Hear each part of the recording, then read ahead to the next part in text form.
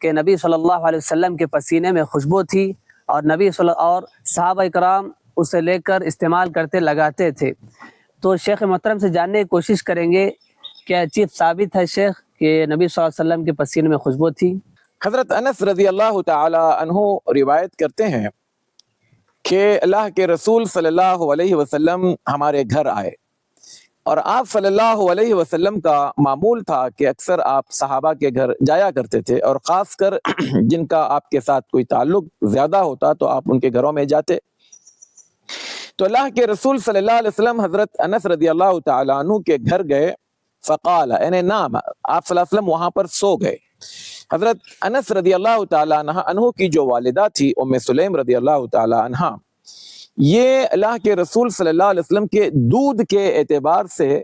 رشتے میں تھی، محرم ہوتے تھے اللہ کے رسول صلی اللہ علیہ وسلم، لہٰذا ان کے گھر جانا آنا تھا تو آپ صلی اللہ علیہ وسلم جب وہاں جاتے تو کچھ کھا پی بھی لیتے تھے، اور کبھی وقت ہوتا آرام کا، قیلولے کا، تو آپ وہاں پر قیلولہ بھی کیا کرتے تھے۔ تو وہاں پر آپ جب قیلولہ کرنے کے لیے سو گئے، دوپہر کا وقت رہا ہوگا، اور عرب کی گرمی، اس میں پسینے کا نکلنا ایک عام سی بات تھی۔ تو اللہ کے رسول صلی اللہ علیہ وسلم کے جسم مبارک سے پسینہ نکل رہا تھا۔ جیسے ہی وہ پسینے کو ام سلیم رضی اللہ تعالی عنہ نے دیکھا، ان کے گھر میں ایک عطر کی شیشی تھی،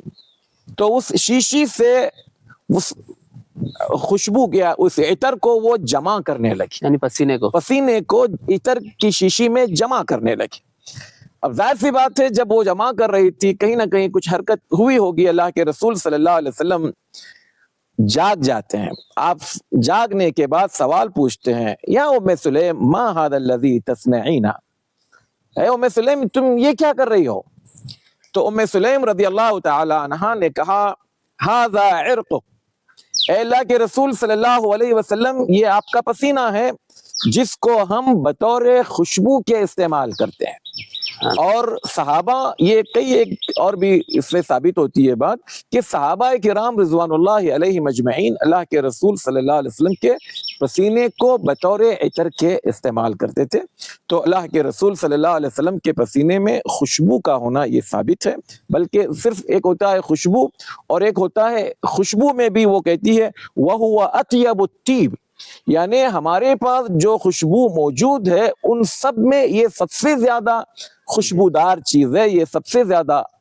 بڑے عطر والے مقام پر پہنچی چیز ہے۔ تو اللہ کے رسول صلی اللہ علیہ وسلم کا پسینہ یہ خوشبو سے بھرا تھا، اور اس کو عطر کے طور پر استعمال کیا جاتا تھا۔